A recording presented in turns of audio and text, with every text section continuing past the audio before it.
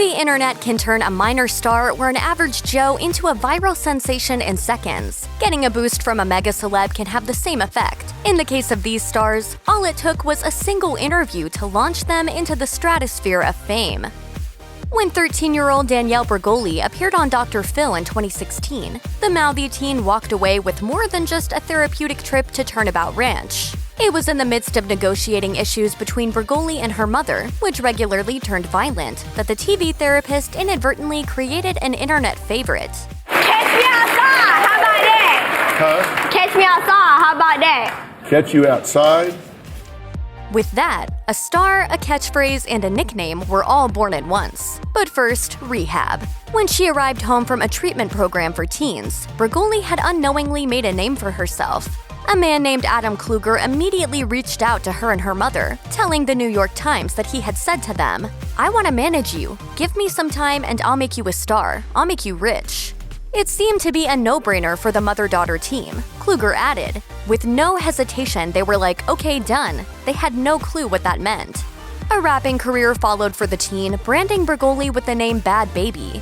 Next came a Snapchat-based reality show, receiving 10 million views within its first 24 hours, according to Inquisitor. Before Kelly Ripa got her co-hosting gig on Live with Regis and Kelly, or Live with Kelly and Michael, or Live with Kelly and Ryan, she had to audition for the job just like everybody else. In 2000, she was invited onto the show to see if she had the career charisma to replace Kathy Lee Gifford. That day, a psychic was a guest, and Ripa's interview with the woman was a little more revealing than she initially intended to share during her first audition for the job. When the psychic medium came into contact with Ripa's deceased grandmother, she explained, "She's saying that she's going to watch over you when this new baby comes, and it's soon. It's not far away." Ripa was immediately stunned when the psychic flat out asked her if she was currently pregnant. Am I? Is that a yes? Uh-oh. I haven't told my boss yet. Regis Philbin recalled in his autobiography that they immediately hired Ripa after this unforgettable altercation. He wrote, "In the end, it could only be Kelly. We kind of knew that from her memorable debut onward. She was the right choice and really the only choice." Nate Berkus never dreamed about being on television prior to his debut on Oprah Winfrey's talk show in 2002. He told Forbes, "Being famous or having a show was never the motivation. I got a call and was swept up by the challenge of that first small space redesign. We got out in the field and I found that I loved doing it."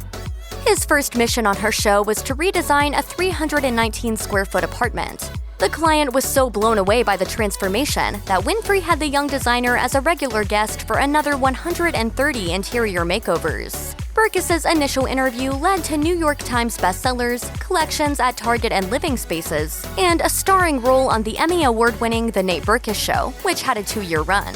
However, his television career didn't end there. TLC was quick to pick up Berkus and his designer husband for a new television show, Nate and Jeremiah by Design.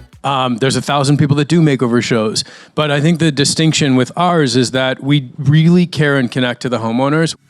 Oprah Winfrey is also responsible for giving America their direct-to-TV doctor. Dr. Ross spoke with Media Bistro about his first appearance on her show, admitting that he initially had no intention to be on any big screens, until he realized the power that the media could have on medicine. The now famous doc admits that he was pretty naive when it came to first stepping foot on set. He told Fox 35 Orlando, "I think actually that's why it worked, because if I had been really aware of what a big deal it was to go on the Oprah show, I don't think the relationship would have worked." Fortunately, it did work. Winfrey loved him so much that he appeared on her show regularly for 5 years before leading him to a series of his own, The Dr. Ross Show.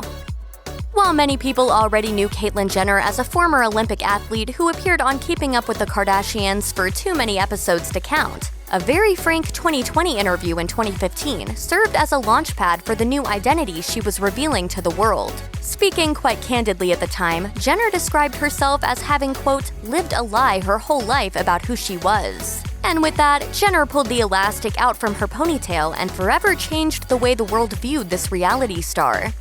I would say I've always been very confused with my gender identity since I was this big. According to The Hollywood Reporter, 17.1 million people tuned in to watch the infamous interview, with many left skeptical, making claims that it was a publicity stunt for the upcoming season of Keeping Up with the Kardashians. But it wasn't, and it continues not to be. That same year, Jenner received her own reality show on E! Called I Am Kate, which documented her transition to becoming a woman. In 2017, she released a memoir called The Secrets of My Life. What I'm doing is going to do some good, and we're going to change the world. Check out one of our newest videos right here. Plus, even more Nicki Swift videos about your favorite celebs are coming soon. Subscribe to our YouTube channel and hit the bell so you don't miss a single one.